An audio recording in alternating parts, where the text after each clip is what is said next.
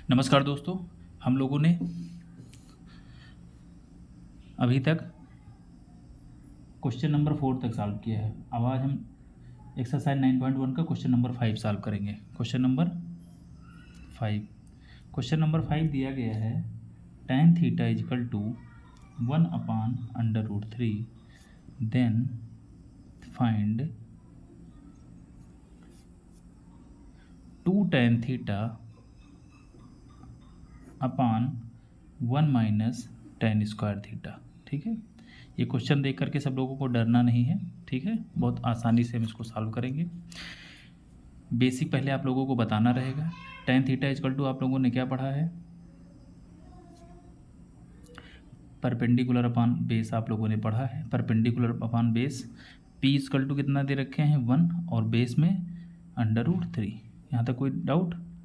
ठीक है, इसको हम सॉल्व करने के लिए कुछ नहीं करेंगे, बस क्या करेंगे tan थीटा की जो वैल्यू दे रखे हैं इस इक्वेशन में पुट कर देंगे। ठीक है, यहाँ से हमको हाइपोटेनियस नहीं निकालना है, क्योंकि इसलिए नहीं निकालना है क्योंकि tan थीटा की वैल्यू भी दे रखे हैं और tan थीटा के फॉर्म में हमारा क्वेश्चन भी दे रखा है। बस हम सीधा क्वेश्चन में जो है वैल्यूज़ की पुट कर रहे हैं। ये दिया गया है 2 tan theta upon 1 minus tan square theta. ठीक है, tan थीटा की वैल्यू है 1/√3। ये हो गया 2 इंटू tan थीटा के प्लेस पर रख दिया 1/√3 अपॉन 1 माइनस tan थीटा की वैल्यू है 1/√3। यहाँ पर tan स्क्वायर थीटा दे रखा है, तो ये हो गया 1/√3 का होल स्क्वायर। कोई दिक्कत? अगर किसी भी लोगों को दिक्कत लगती है तो हमें कमेंट करके बता सकता है।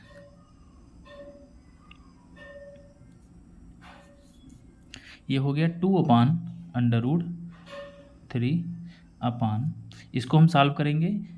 अब ये कंडीशन होती है कि स्क्वायर से अंडर रूट क्या होता है, कैंसिल हो जाता है। ये 1 का स्क्वायर तो ये हो जाएगा 1 और √3 का स्क्वायर 3।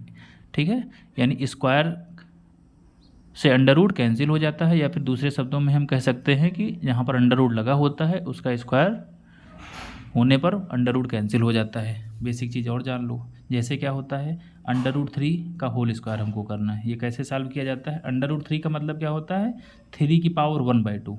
√3 का मतलब हो गया 3 की पावर 1/2 और इसका हमको क्या करना है, स्क्वायर करना है। क्या करना है? स्क्वायर।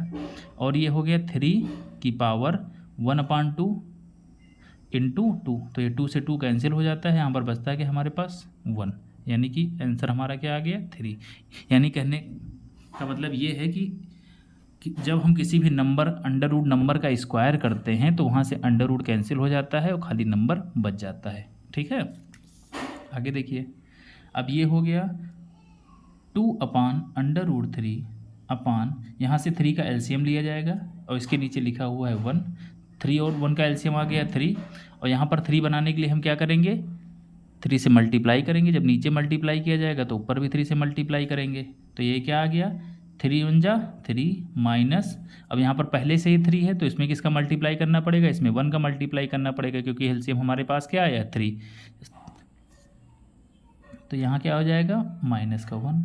ये क्या आ गया 2/√3 अपॉन 3 में से 1 चला गया 2 बचा अपॉन 3।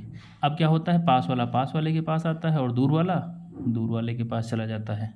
ठीक है, अब 2 इंटू कितना हो गया 3 अपॉन नीचे क्या हो गया 2 इंटू √3। कोई दिक्कत? 2 से 2 कैंसिल हो गया। अब ऊपर लिखा है 3 और नीचे लिखा है √3।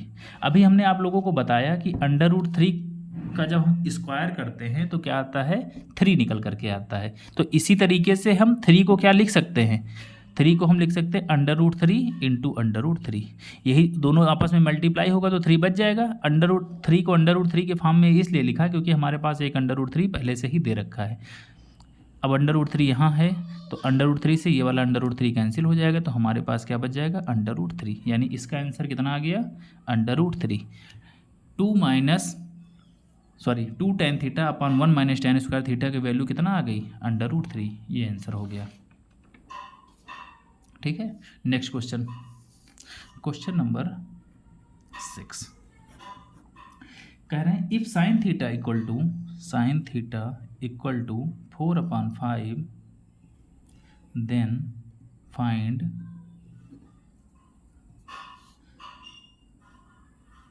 3 sec theta minus 5 cos theta, 3 sec theta minus का 5 कॉस थीटा। ठीक है, अब यहाँ पर साइन थीटा इक्वल टू आप लोगों ने क्या पढ़ा है, परपेंडिकुलर अपॉन हाइपोटेनियस। परपेंडिकुलर की वैल्यू है 4 और हाइपोटेनियस कितना दिया गया है 5। ठीक है, सॉल्व क्या करना है, 3 sec theta minus 5 cos theta. Cos theta equal to क्या होता है, cos theta equal to base upon hypotenuse. ठीक, परपेंडिकुलर और हाइपोटेनियस तो हमको पता है, परपेंडिकुलर अपॉन हाइपोटेनियस हमको पता है, हमें फाइंड क्या करना है, बेस। इस क्वेश्चन को सॉल्व करने के लिए सबसे पहले हमको जरूरत लगेगी बेस की। तो बेस कैसे निकाला जाएगा, पाइथागोरस थ्योरम से। पाइथागोरस थ्योरम यहाँ यूज करेंगे। हाइपोटेनियस का स्क्वायर इक्वल टू परपेंडिकुलर का स्क्वायर प्लस बेस का स्क्वायर। बेस हमको फाइंड करना है, तो बेस स्क्वायर इक्वल टू क्या हो जाएगा, हाइपोटेनियस का स्क्वायर माइनस परपेंडिकुलर का स्क्वायर। हाइपोटेनियस कितना दे रखे हैं 5 का स्क्वायर, परपेंडिकुलर कितना है 4 का स्क्वायर। 5 का स्क्वायर 25, 4 का स्क्वायर 16, 25 में से 16 चला गया, कितना आ गया 9। तो बी स्क्वायर इक्वल टू 9, और 9 को हम लोग क्या ले सकते हैं 3 का स्क्वायर। तो बी इक्वल टू कितना आ गया 3।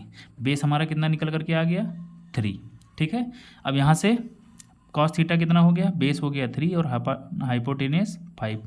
अब दूसरी चीज़ हमने आप लोगों को बताया था, कॉस थीटा यहाँ से निकल आया 3/5, और कॉस का अपोजिट हमने बताया था सेक होता है। तो यहाँ से सेक थीटा कितना निकल करके आएगा, सेक थीटा आ जाएगा 5/3। बस यही वैल्यू उठा करके हम इस वाले इक्वेशन में रख देंगे, हम आंसर आ जाएगा। ये हो गया 3, सेक थीटा की वैल्यू कितना हो गई 5/3 माइनस 5, और कॉस थीटा की वैल्यू कितना हो गई 3/5। एनी डाउट हो तो आप लोग कमेंट करके हमें बता सकते हैं। 3 से 3 कैंसिल हो गया, 5 से 5 ये कैंसिल हो गया, और 5 में से अब यहाँ क्या बचा है, यहाँ 5 बचा और यहाँ 3 बचा। 5 में से 3 चला गया तो कितना आ गया 2। इसका आंसर कितना आ गया 2। ठीक है, थैंक यू।